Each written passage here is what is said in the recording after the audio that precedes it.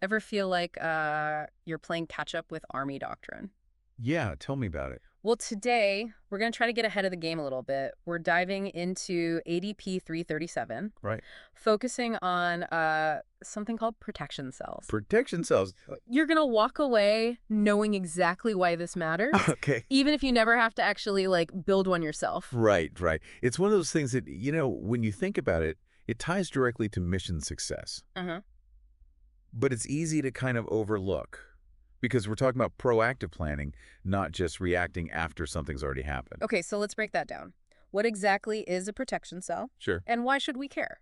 I think the easiest way to think about it is imagine you've got experts from all these different areas. Okay. Intelligence, engineers, medical, you name it, the whole gang. Yeah. They're coming together to do what? To analyze those potential threats and figure out how to keep everyone and everything safe. So they're not just sitting around waiting for something bad to happen. They're actively trying to prevent it. So it's not just about like reacting after the fact. Right. It's about kind of getting ahead of the game. Exactly. Okay, I like that. And what's really interesting is, how this works at all these different levels. Okay. We could be talking about the theater level all the way down to individual brigades. Wait, so even at the brigade level, there's like a dedicated team focused on this stuff. Yeah. Huh. I never really thought about it that way. You've got it's called a brigade protection coordinator Okay. who, they might not have a huge staff, Right. but they are responsible for making sure that their unit is thinking about protection Right. at every step. That makes sense. It's not just a like higher headquarters kind of thing. So who are the key players in a full-fledged protection cell? So you're always going to have your chief of protection, right? And they are really like the commander's right-hand person when it comes to anything and everything protection. Okay. They're the ones advising on strategy, Yeah. making sure everyone's on the same page, Yeah. and just generally keeping things running smoothly. Sounds like a high pressure gig. It definitely can be. But yeah. then you've got all your different, your air and missile defense folks, your CBRN specialists. So that's chemical, biological, radiological, and nuclear, just in case anybody needed a refresher. Of course, of course. You've got your EOD teams, your engineers, you've got the provost marshal's office, Wow. and even the surgeon. Okay. It's like a whole task force in itself. Exactly. Yeah. And each one of those sections brings something unique to the table. Yeah. So, like, take the surgeon, for example. They're not just there to patch people up after something happens. Right. Right. They're also looking at those potential health threats to the force I don't. and figuring out how to prevent them in the first place. I've never really considered it that way, but that makes total sense. It all goes back to being proactive, Right. like we were saying before. Okay. So we've got this team of all-stars. Right. We've got the chief of protection kind of running the show. Yeah. What happens next? How does this protection cell actually function in the real world? Well, it's not like they, Right. just sit around in a room waiting for something to happen, Right. if that's what you mean. Yeah. Yeah. I think one of the biggest parts of their job is really coordination. Makes sense. You've got all these different experts. Yeah. They've got to be on the same page. Exactly. And it goes way beyond just the protection cell itself, too, right? They've got to be in constant contact with the G3 shop, for starters. Okay. So that's operations. For anybody who Right. Right. might be new to the lingo, Yeah. then you've got OPSCC, Right. making sure we're not giving the enemy any free intel. Yeah. And even, believe it or not, public affairs plays a role. Public affairs. Now that's interesting. Right. How do they You'd be surprised. factor into all of this? Yeah, well, controlling the flow of information, Okay. especially in today's world, is a huge part of protection. Right.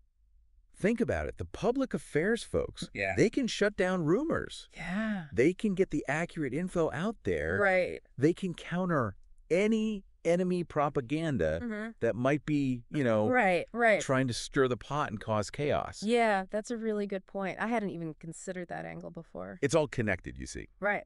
But getting back to how things actually work, working groups. Okay. This is where a lot of the, the magic happens. All right, break it down for us. What are we talking about with working groups? It's basically, you can almost think of it like these focused huddles Okay. where you've got specialists from all these different areas Right. coming together, Right. really like tackle a very specific problem or a threat. Mhm. And the protection cell, they're right there in the mix, Got it. offering their expertise, helping to coordinate actions, making Mhm. sure everyone's uh, singing from the same sheet of music, so to speak. So let's say hypothetically there's a potential threat to a forward operating base. Right.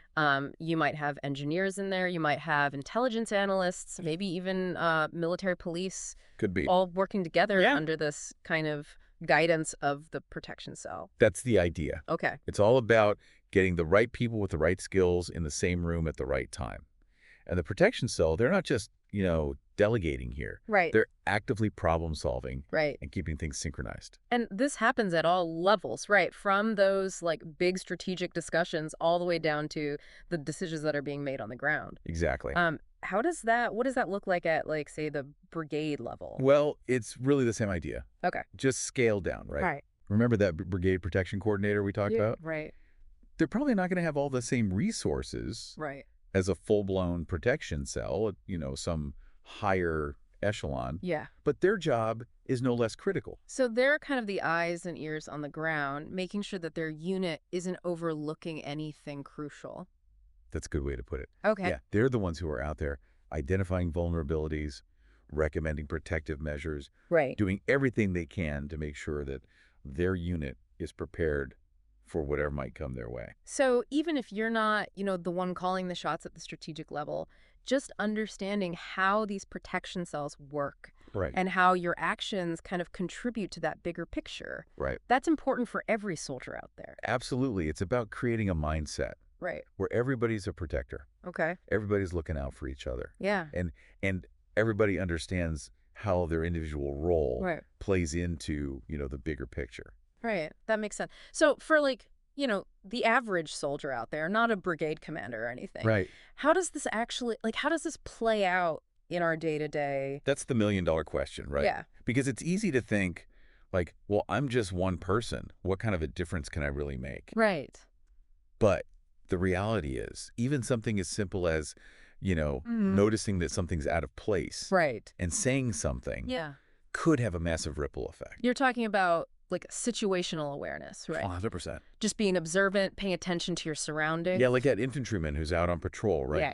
And they spot a suspicious wire. Right. That could be the difference, literally, Oh, wow. between a successful mission and, Right. an absolute disaster. Or, you've got that mechanic who's Yeah. working in the motor pool and he notices a strange vehicle snooping around. Yeah.